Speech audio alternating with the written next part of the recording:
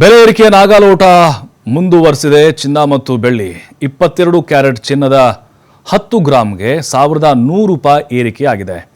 ಸದ್ಯ 10 ಗ್ರಾಂ ಚಿನ್ನದ ಬೆಲೆ ಈಗ ಬರೋಬ್ಬರಿ ₹1,39,440 ಅಂದರೆ ₹1,40,000 ಅನ್ಕೊಳ್ಳೋಣ.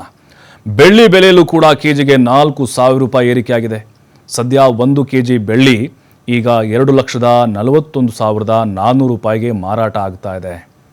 ನಿಜಕ್ಕೂ ಈ ಒಂದು ದರವನ್ನು ನೋಡ್ತಾ ಇದ್ರೆ ಎಲ್ಲೋ ಒಂದು ಕಡೆ ಗಗನ ಕುಸುಮವಾಗಿದೆ ಮಧ್ಯಮ ವರ್ಗದವರಿಗೆ ಹಾಗೆ ಬಡವರಿಗೆ.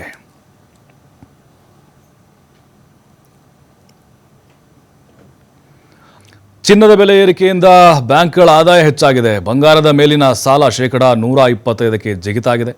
ಗ್ರಾಹಕರನ್ನು ಸೆಳೆಯಲು ಬ್ಯಾಂಕ್ಗಳ ಪೈಪೋಟಿ ಜೋರಾಗಿದೆ.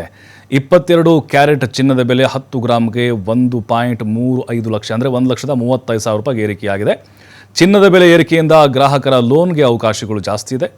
ಬೇರೆ ಲೋನ್ಗಳಿಗೆ ಹೋಲಿಸಿದರೆ ಚಿನ್ನದ ಲೋನ್ ಬಹಳ ಸುಲಭ. ಇದು ಡಾಕ್ಯುಮೆಂಟ್ ಸಾಕಷ್ಟು ಸಬ್ಮಿಟ್ ಮಾಡಿರೋದಿರೋದಿಲ್ಲ, ಮತ್ತು ಅಲ್ಲಿಂದಿಲ್ಲಿಗೆ ಓಡಾಡಬೇಕಾಗಿಲ್ಲ, ಮತ್ತು ಬೇಗನೆ 2-3 ದಿನದಲ್ಲಿ ಅದನ್ನ ಕೊಡುವಂಥ ಸಾಧ್ಯತೆಗಳಿರ್ತವೆ.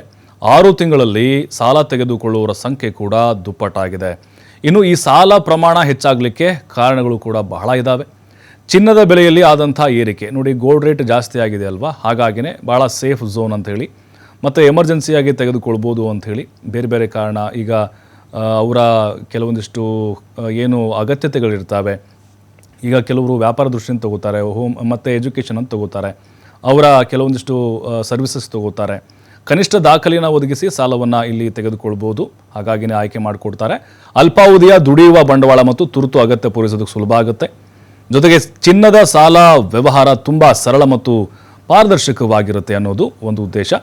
ಇನ್ನು ಸಾಲದಾತರಿಗೆ ಯಾವುದೇ ತೊಂದರೆ ತಾಪತ್ರಯ ಉಂಟು ಮಾಡೋದಿಲ್ಲ. ಈಗ ಕೆಲವೊಂದಿಷ್ಟು ಫೈನಾನ್ಸ್ ಕಂಪ್ನಿಗಳು ಇರ್ತವೆ, ಬರೋದು ಮಾನ ಹರಾಜಾಕೋದು, ಮತ್ತು ಬೇರೆ ಬೇರೆ ನೋಡಿದ್ದೇವೆ ನಾವು ಕೆಲವೊಂದಿಷ್ಟು ಕಂಪನಿಗಳನ್ನು.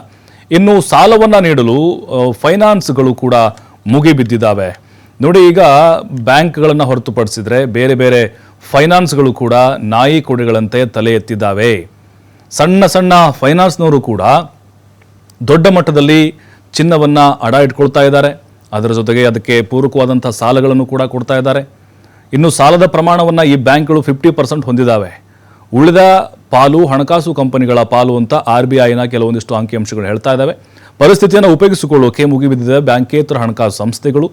ಚಿನ್ನ ಅಡ ಇಟ್ಟು ಸಾಲ ತೆಗೆದುಕೊಂಡವರು ₹125 ಗ್ರಾಹಕರಿದ್ದಾರೆ. ಪರ್ಸನಲ್ ಲೋನ್ ತೆಗೆದುಕೊಂಡಂಥವರು ₹12.7 ಜೊತೆಗೆ ರಿಯಲ್ ಎಸ್ಟೇಟ್ ಉದ್ಯಮಿಗಳ ಸಾಲ ₹12.5 ಅಂದರೆ ಆ ಕಾರಣಕ್ಕೋಸ್ಕರ ಸಾಲ ಮಾಡೋರು.